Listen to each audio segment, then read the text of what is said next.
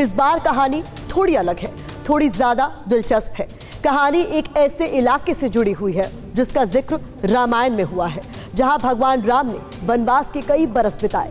भारतवर्ष का सबसे घना जंगल अबूझमाड़, ये एक ऐसी जगह है जो गूगल मैप पर भी नहीं मिलती। आजाद हिंदुस्तान की सरकारें तो दूर, मुगल काल और ब्रिटिश काल में भी उस जंगल को बूझ पाना नामुमकिन था। लेकिन आज हम उस जंगल में जाने वाले हैं। हजारों मुश्किलों के बीच उस जंगल से खोज कर ला रहे हैं देश का सत्यम शिवम सुंदरम और शायद अब तक का सबसे बड़ा दृश्यम।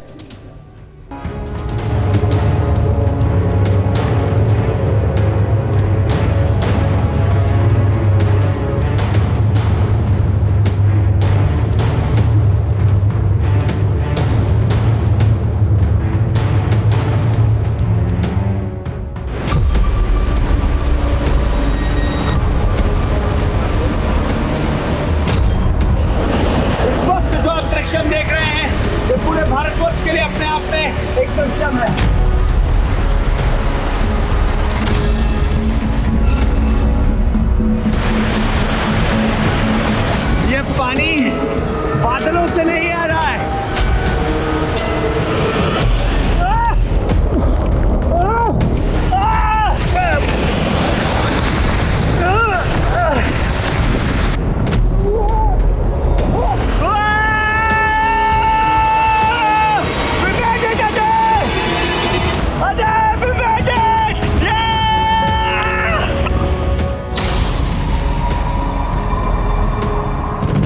भारतवर्ष का सबसे खतरनाक जंगल,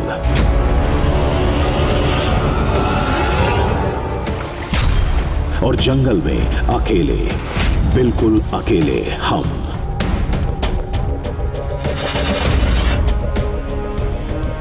पहाड़ को चीर कर जाना है,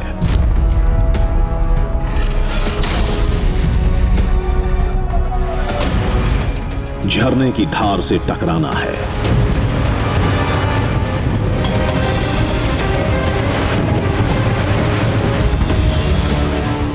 मौत के डर को भुलाकर जिंदगी को जीत कर आना है।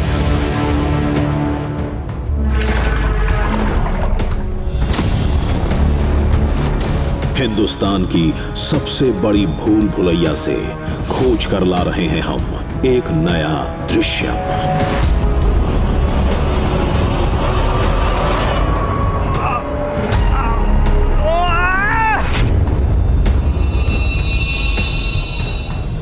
5000 वर्ग किलोमीटर का एक ऐसा जंगल जहां ना अंग्रेज दाखिल हो पाए, ना मुगल ये हिम्मत जुटा पाए कि वो उसके भीतर पहुंच सके। इनकी बात तो छोड़िए, गूगल भी जिस इलाके की मैपिंग कर पाने में सक्षम नहीं है, ऐसा जंगल। सोचिए, अगर आपको वहां पर अकेला छोड़ दिया जाए तो क्या हो?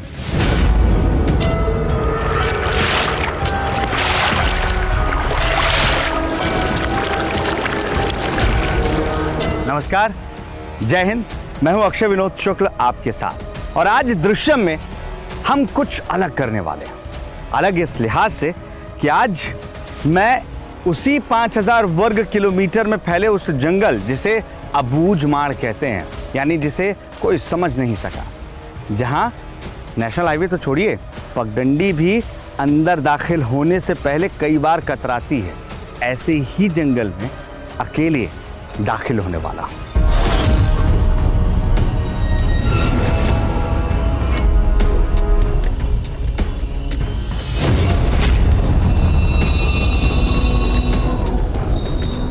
दाखिल होने के बाद वहां से निकलना मेरे लिए टास्क होगा। अब इसमें मुझे कुछ घंटे लगते हैं, कई दिन लगते हैं, या महीने या साल, या क्या पता मैं वापस ही न लाऊं।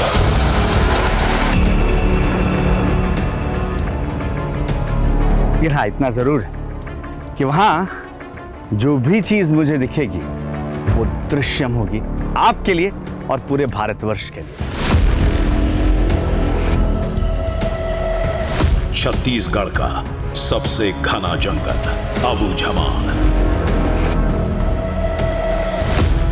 मतलब जिसे कोई बूझ नहीं सका।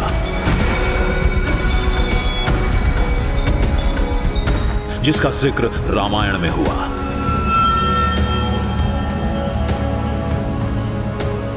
जहां श्री राम ने वनवास के कई बरस बिताए।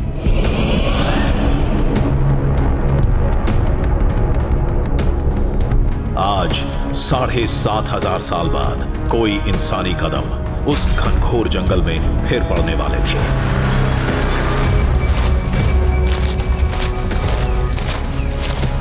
हम यहां आए थे कुछ आदिवासियों के बुलावे पर।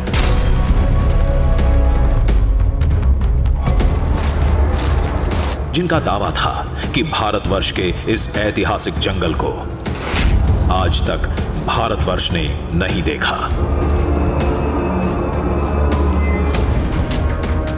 5,000 स्क्वायर किलोमीटर का ये एरिया है और ये अपनी दुरूह स्थिति के कारण अब तक अबूझ रहा है।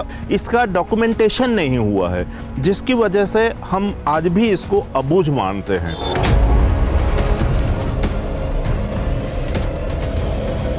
आप बाहरी हैं, अगर आप इस जंगल में आ गए, आपको बिल्कुल जानकारी नहीं है, आपको पता ही नहीं चलेगा कि आपने पैर धरती पे रखा है, कि आप उठेंगे कि आपका पैर उठेगा।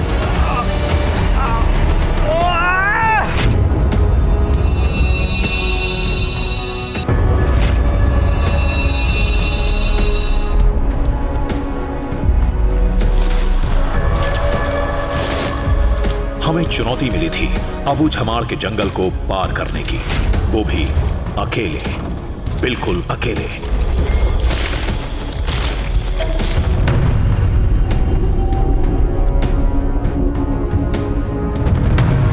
हमने चुनौती स्वीकार की और मिशन पर निकल पड़े।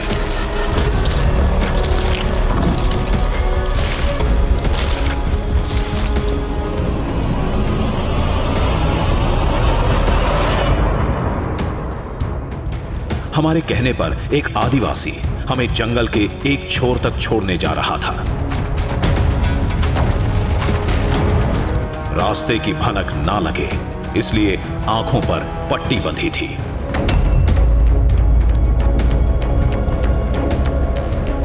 मैं आपको ये जंगल के बीच में छोड़ूंगा और उसके बाद मेरी परेशानियां कम होती हैं कि बढ़ती हैं, ये मुझे पता नहीं।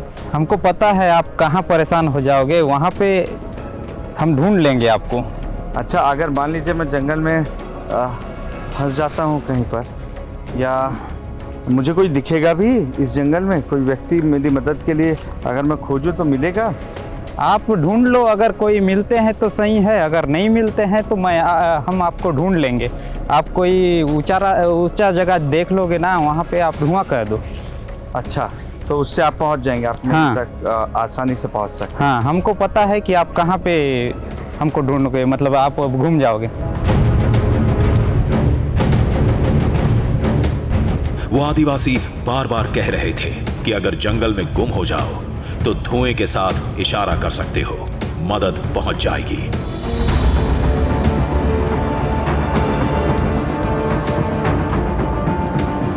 जंगल के एक छोर पर हमारी आंखों की पट्टी खोल दी गई। यहां से हमें आगे जाना था, बहुत आगे।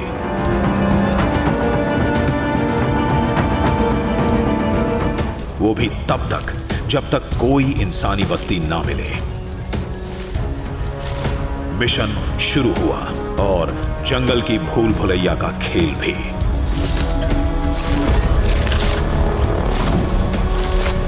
वाकई यहाँ तो रास्ते गायब हो गए हैं, क्योंकि जब मेरी आंखों में पट्टी बांधी गई उस वक्त जंगल के भीतर आता हुआ रास्ता तो दिख रहा था, लेकिन अभी मुझे यहाँ पर सिर्फ घने पेड़ नज़र आ रहे हैं, जिनसे धूप की रोशनी को भी जद्दोजहद करनी पड़ रही है ज़मीन पर पड़ने के लिए। धन्यवाद। अगर मैं कहीं फंसता हूँ तो मैं आपके लिए एक संकेत दूंगा, मैं धुआं ज़रूर ऊपरी इलाके से करूँगा जिससे आप मुझे खोज सकें। जी हाँ। उम्मीद है कि मैं जल्दी जंगल से सुरक्षित निकलूँगा। धन्यवाद। आइए अब यहाँ से अपना सफ़र शुरू करते हैं।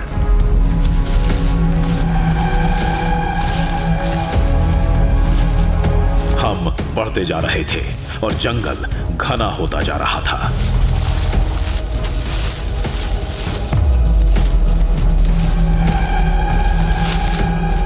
इस भूल भुलैया से बचने की पहली तरकीब थी रास्ते की पहचान। इसलिए पेड़ों पर निशान बनाने जरूरी थे।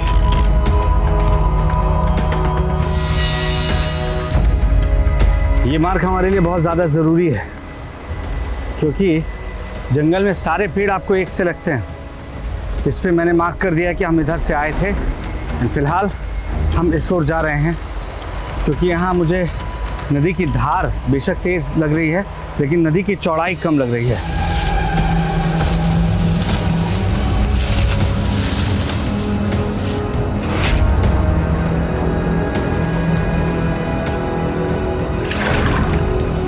कुछ दूर चले तो पहली चुनौती थी जंगल की ये बेधड़क नदी।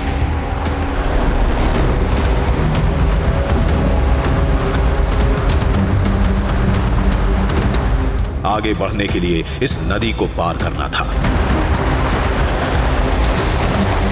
और फिर हमने वही किया जो पुरातन काल से चला आ रहा है।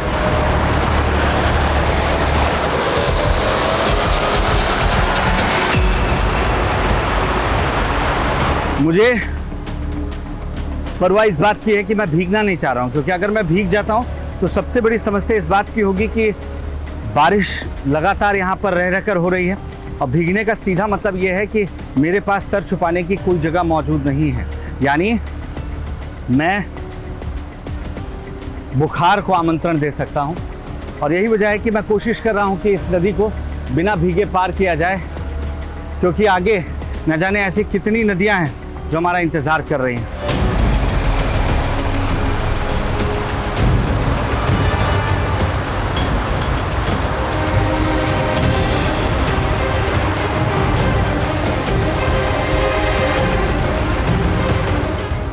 वैसे ये पेड़ उतना मजबूत नहीं है, लेकिन फिर भी इसके सहारे मैं बिना भीगे कम से कम उस पार जा सकता हूँ।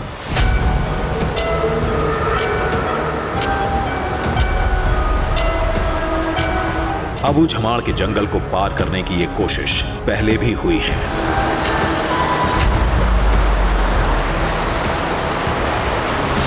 लेकिन कभी कामयाब नहीं हुई। मुगल काल में लगान वसूलने के लिए अबू झमाड़ जंगल के सर्वे का फैसला हुआ। मुगल फौज की एक टुकड़ी जंगल में घुसी, फिर कभी वापस नहीं लौटी। 1908 में अंग्रेजों ने भी रेवेन्यू के लिए कुछ ऐसी ही कोशिश की। पलटन उस समय के आधुनिक यंत्रों से लैस थी, लेकिन वो भी जंगलों में गुम हो गए। कहते हैं अबू झमाड़ में 200 से ज्यादा गांव हैं, जिनमें से कई आज भी हिंदुस्तान के नक्शे से नदारद हैं।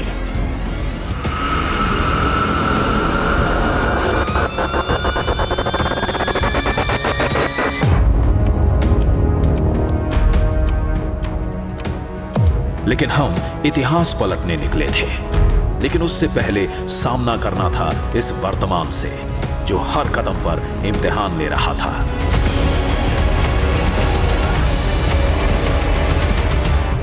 फिलहाल खाने का कुछ अगर नहीं है तो पानी के अलावा कोई ऑप्शन मेरे पास बचता नहीं। खुद को एनर्जेटिक रखने के लिए यही वजह है कि एक बार फिर पानी पीकर हम सफ़र आगे बढ़ाएंगे।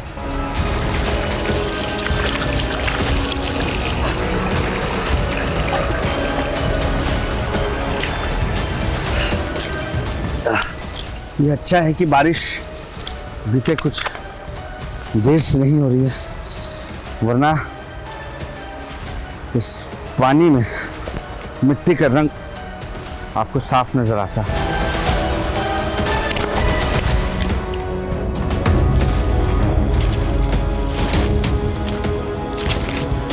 दिन तो गुजर जाएगा, चिंता तो रात की थी, जब जंगल के खतरनाक जानवर शिकार के लिए निकलते हैं।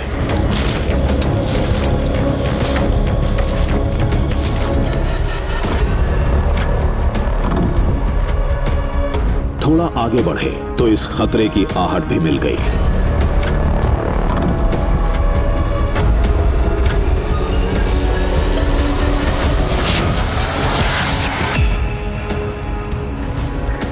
ये देख रहे हैं आप, दरअसल यहाँ नीचे कंद खाने के लिए ये गड्ढा किसी और ने नहीं बल्कि भालू के द्वारा बनाया गया है। 1, 2, 3 या वो भी हो सकता है 4।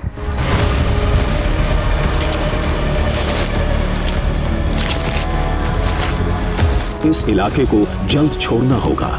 इस चक्कर में खुद के बनाए निशानों को भूल गए। नतीजा, जहां से चले थे कुछ देर बाद वहीं पहुंच गए।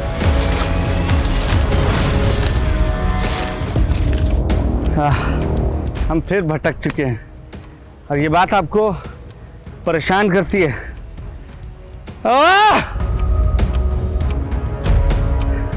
यानी बीते 1-1.5 घंटे हम शायद इसी इलाके के इर्द गिर्द घूमते रह गए। अब हमें सावधानी बरतते हुए आगे बढ़ना होगा।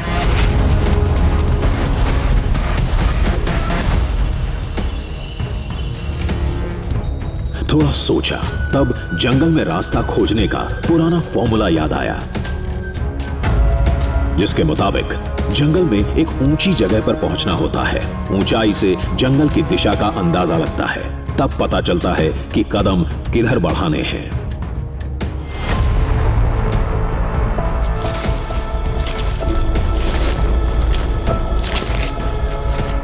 अब चेहरे पर रौनक और आंखों में उम्मीद थी।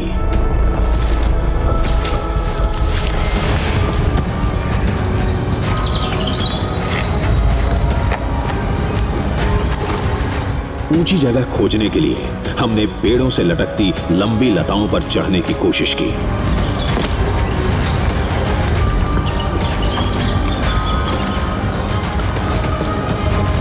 खुद को कई बार आजमाया, लेकिन बाजुओं की ताकत और पैरों की जकड़न काम नहीं आई।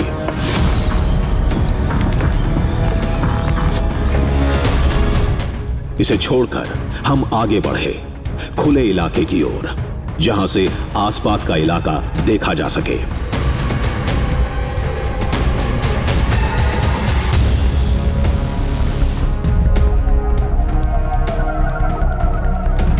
तो अभी एक पहाड़ की टॉप पर मैं पहुंच चुका हूं, लेकिन मुझे यहां से कुछ भी नजर नहीं आ रहा है। चारों तरफ सिर्फ घना जंगल ही दिखता है। अब मेरी कोशिश होगी कि सामने जो पहाड़ दिख रहा है, मैं उस पहाड़ के उस पार देख पाऊँ, जिसके लिए मुझे उसके ऊपर चलना पड़ेगा। यानी ये पूरा हरा इलाका जो आप देख रहे हैं, ये मुझे क्रॉस करके जाना होगा। इस बीच मौसम का रुख बदलने लगा।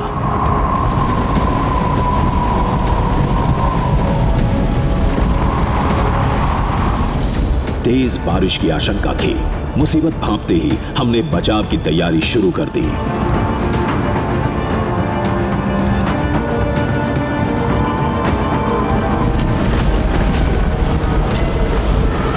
अचानक तेजी से बरसात होने लगी।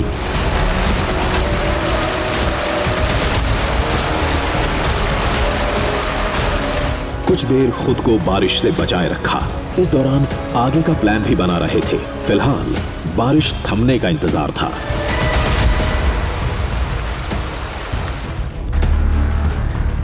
चंद घंटे में रात होने वाली थी। भूख से हाल बेहाल था।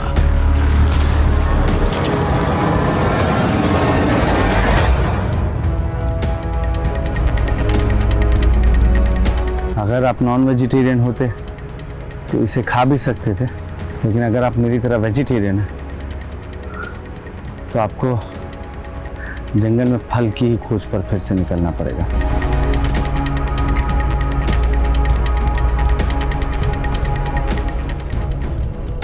आखिरकार जंगल में कुछ ऐसा मिला जो हम खा सकते थे। ये सतावर का पौधा था।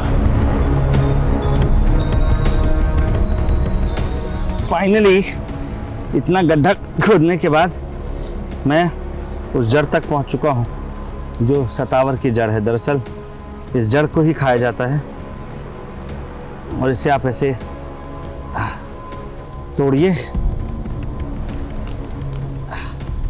बारिश होने की वजह से ये थोड़े ज़्यादा गंदे दिख रहे हैं, वैसे यूं छील कर आप इसे खाएंगे तो आपके अंदर ना सिर्फ एनर्जी बल्कि इम्यूनिटी दोनों बढ़ती हुई दोनों ही बढ़ जाएगी।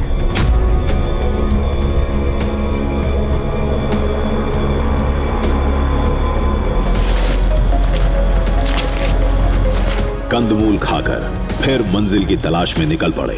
मंजिल थी एक इंसानी बस्ती, लेकिन हर कदम पर मुश्किलें बढ़ रही थीं।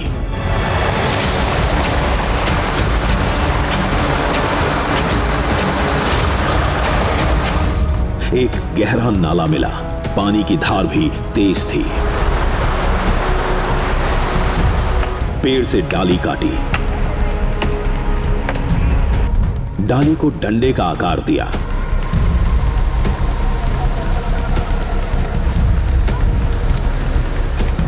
भगवान का नाम लेकर उतर गए भंवर में।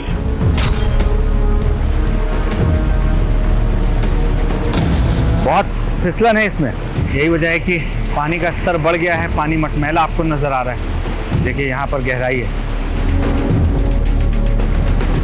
मैं अगर एक कदम रख रहा हूँ तो अगला कदम मेरा कहाँ पड़ेगा मुझे नहीं मालूम। बचते बचाते किसी तरह ये बाधा भी पार हुई। हमने रफ्तार बढ़ा दी थी। फाइनली डूबता सूरज भी यही इशारा कर रहा था। चलिए, कम से कम ये नदी पार हो गई है, लेकिन अंधेरा तेजी से बढ़ रहा है। यानी अब हमें जल्द से जल्द वो जगह खोजनी होगी जहां पर हम सुरक्षित रात गुजार सकते हैं। और बेशक वो सुरक्षित जगह नदी का किनारा नहीं हो सकता है। एक सुरक्षित जगह देखकर हमने रात गुजारने का फैसला किया। पेड़ों से कुछ पत्तियां तोड़ी। अच्छा सा बेड बनाया जा सकता है जिस पर कम से कम आज की रात गुजारी जा सकती है। जमीन पर बिछाया।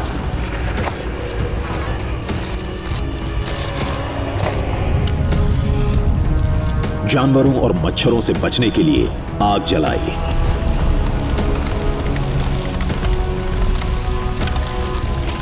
और एक बेहतर कल की उम्मीद के साथ नींद की आगोश में चले गए।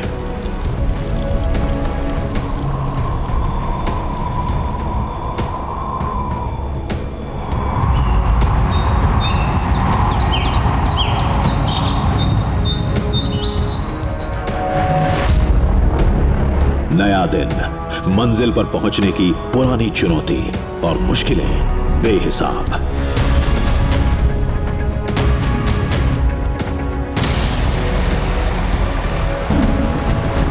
सामने एक नदी थी, बेहद चौड़ी, जो बरसात के बाद अपने प्रचंड वेग में थी।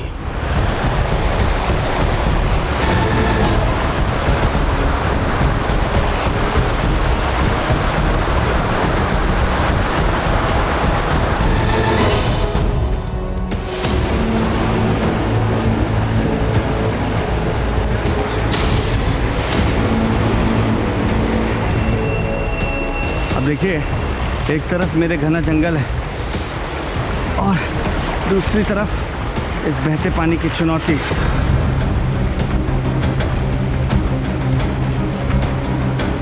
पानी का बनाया रास्ता सामने दिख रहा है। शायद बरसात की वजह से पानी इस रास्ते से भी बहकर आया होगा। मुझे नहीं पता कि अगर बारिश होती है तो ये पानी कब कितनी रफ्तार से बढ़ जाएगा। पत्थरों का सामना सबसे मुश्किल काम है। थोड़ी दूर और फिर हम कम से कम ऊंचे स्थान पर पहुंच जाएंगे।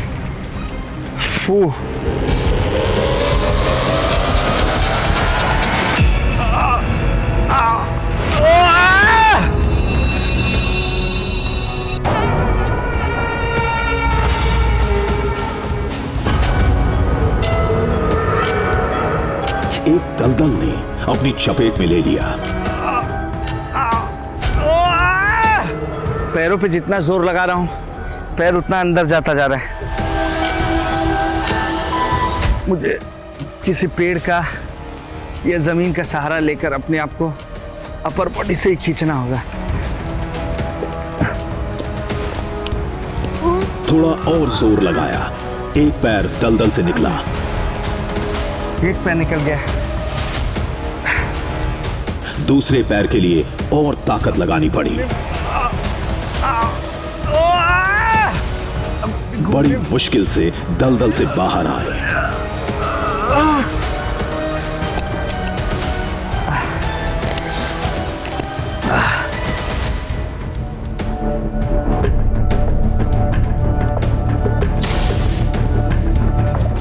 जंगल में रहते हमें 24 घंटे से ज्यादा वक्त गुजर चुका था। एक इंसान नहीं दिखा।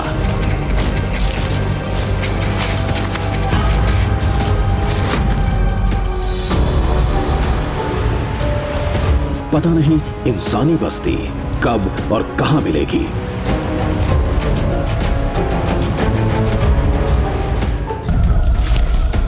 नक्शा या निशानी तो थी नहीं। कल ऊंची पहाड़ी से एक अंदाजा लगाया था, बस उसी अंदाज से बढ़ते जा रहे थे।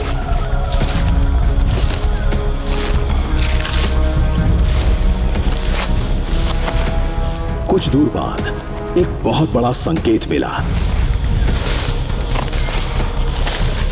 हम नदी के सहारे नदी की आवाज को सुनते हुए ऊंचे इलाके पर जाने की कोशिश कर रहे हैं और एकाएक वो आवाज बढ़ गई है।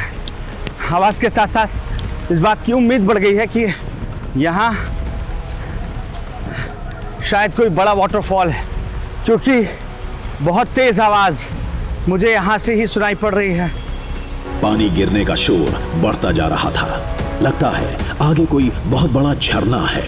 और देखिए, यहाँ पर वाकई बेहद खूबसूरत झरना दिख रहा है मुझे।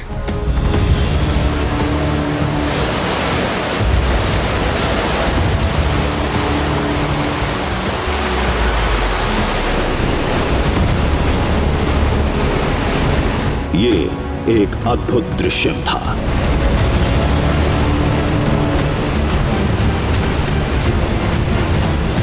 घने जंगल के बीच एक विशालकाय झरना।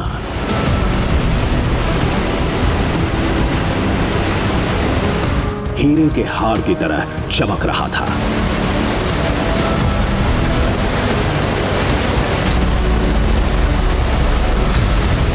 जल की सैकड़ों धाराएं एक विशाल अजगर की तरह लहराते हुए नीचे गिर रही थीं।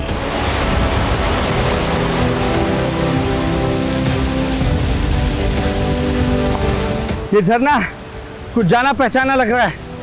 सामने से देखते हैं। ओह, अब मैं इस झरने को पूरी तरीके से देख पा रहा हूं।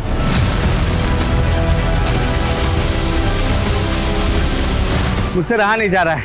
अभी मैं जंगल से निकला नहीं हूं, लेकिन खुशी ऐसी है जैसे मानो मुझे कोई रास्ता मिल गया है या मुझे कोई गांव मिल चुका है। मैं झरने के पास जाना चाहता हूं, मुझे रास्ता देखना होगा।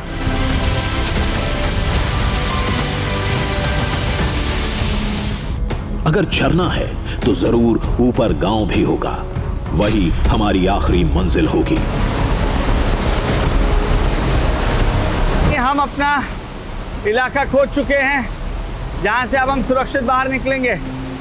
फिलहाल मेरी पहली प्रायोरिटी ऊपर जाना ही है। रास्ता मुझे खोजना होगा।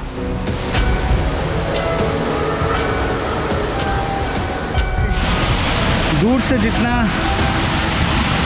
बड़ा लग रहा था, पास आने के बाद ये उससे कहीं ज्यादा बड़ा लग रहा है। झरने का पानी बारिश की तरह गिर रहा था। हमने वाटरप्रूफ कैमरा बाहर निकाला। लेंस पर बूंदें टपकने से शूट करना मुश्किल हो रहा था। झरने की फुहार इतनी तेज है, यहाँ अगर मुझे कुछ होता है तो शायद बाहरी दुनिया को कभी पता भी ना चले कि मैं कहाँ हूँ।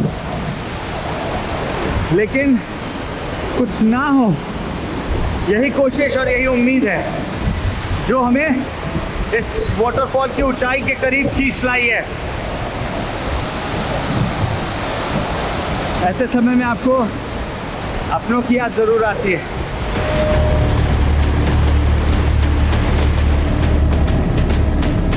देश के बड़े जंगल के बीचों बीच इतने बड़े गुमनाम झरने का पता शायद ही किसी को होगा।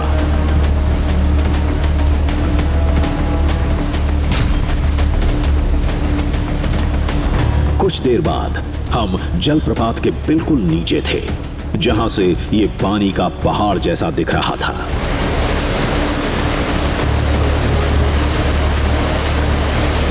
इस वक्त जो आप दृश्यम देख रहे हैं, ये पूरे भारतवर्ष के लिए अपने आप में एक दृश्यम है। और अगर मैं ऊपर पहुंचता हूं, मुझे गांव मिल जाता है, यानी जिस सफर पर मैं हूं वो सफर अब पूरा हो चुका है।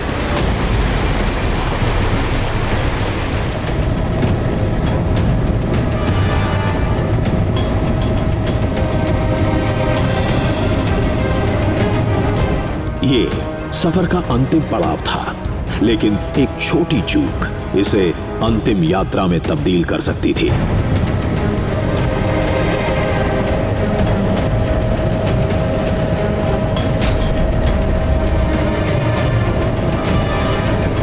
झरने की तेज धार में रास्ता बनाते हुए सुरक्षित मंजिल तक पहुंचना था।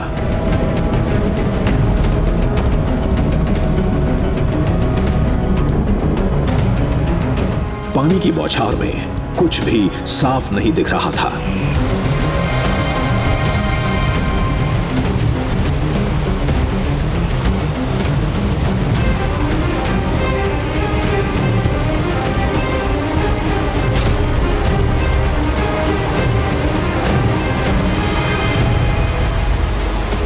तभी एक मोड़ पर किस्मत दगा दे गई।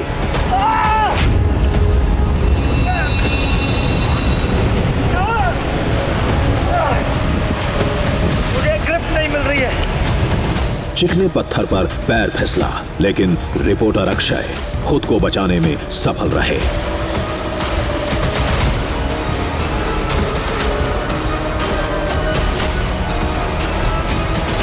ये जो मैं भीग रहा हूं, ये पानी बादलों से नहीं आ रहा है, ये इस झरने की वजह से है। लेकिन इसमें कोई भी अपने आप नहीं खोल सकता।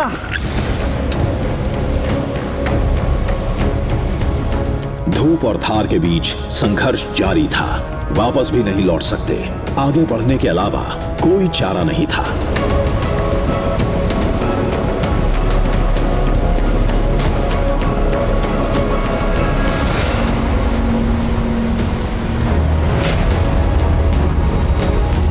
ये चढ़ाई कैमरामैन अजय के लिए भी बड़ा चैलेंज था, जो इस दृश्यम को कैमरे में कैद कर रहे थे।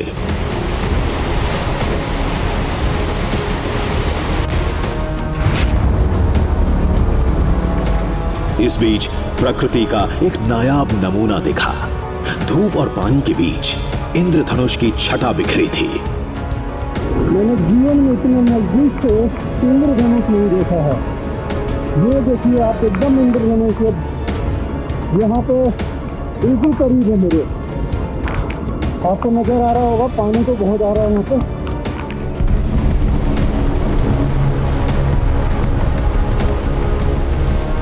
कई बार मौत छू कर निकल गई, लेकिन हमने हिम्मत नहीं हारी।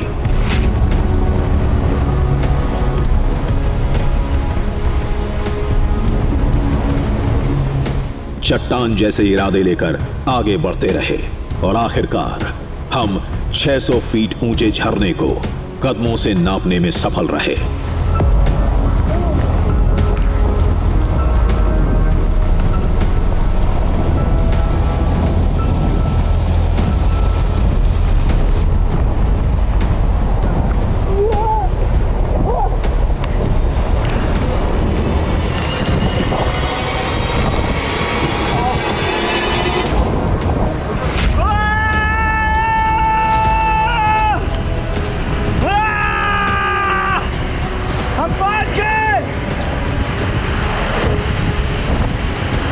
पूरा घना जंगल क्रॉस करके हम अपनी जगह पर पहुंचे हैं और मुझे उम्मीद है कि गांव यहीं कहीं होगा जहाँ से मैं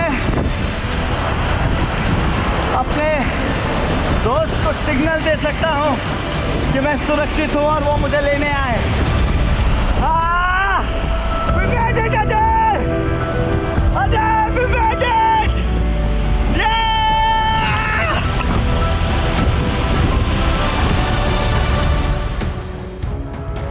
झरने से आगे हम गांव की खोज में निकल पड़े, जहां से खुद के जिंदा होने का सिग्नल भेजना था।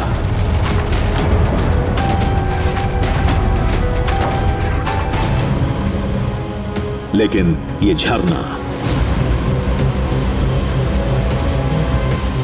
इसकी सुंदरता, इसके जानलेवा मोड़ हमेशा याद रहेंगे। सच कहते हैं, जंगल जितना खूबसूरत उतना ही खतरनाक।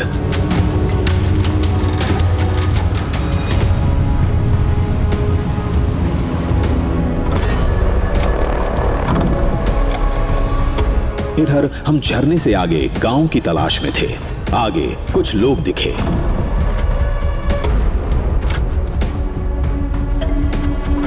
गांव भी मिला जहां बाकी दुनिया से अनजान आदिवासियों की एक पूरी दुनिया बसी थी।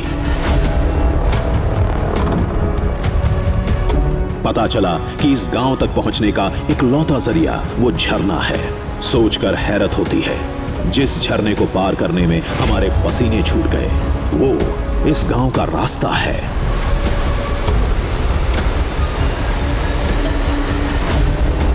हमें हमारा झरने का दृश्य मिल चुका था और जंगल के एक गुमनाम गांव में भी पहुंच चुके थे। अब सफर को खत्म करने का वक्त आ गया था। चाहे डर के लिहाज से कहिए, खूबसूरती के हिसाब से कहिए, या वजह कोई और क्यों ना, इतना तय है कि ये पूरा अबूझमाड़ का जंगल अपने आप में वाकई कई ऐसी बातें समेटे बैठा है जिसे आज भी समझना नामुमकिन है। बहरहाल, देर सवेर ही सही मैं ऐसी जगह पर पहुंच गया हूं जहां मुझे एक गांव मिला। और यकीन मानिए, छत्तीसगढ़ में पैदा होने के बावजूद, इन इलाकों में कई सालों तक घूमने के बावजूद, मुझे भी ये नहीं मालूम था कि इस खूबसूरत वाटरफॉल के ऊपर इतना शानदार और इतना सुंदर एक गांव बसा हुआ है। अब बारी आ गई है वो संकेत देने की जिसके जरिए लोग मुझे खोज सकें।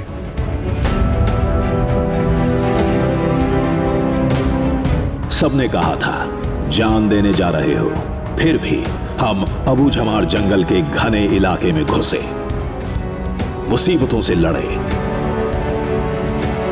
खतरों का सामना किया, पहाड़ जैसा झरना पार किया,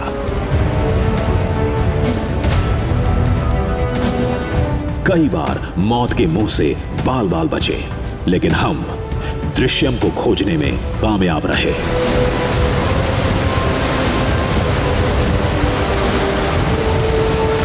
जंगल की खाद छानने के बाद हम आगे निकल पड़े, इस वादे के साथ चुनौतियां ज्यादा हो या कम, लेकिन जारी रहेगा ये सफर और खोज कर लाएंगे एक नया दृश्यम।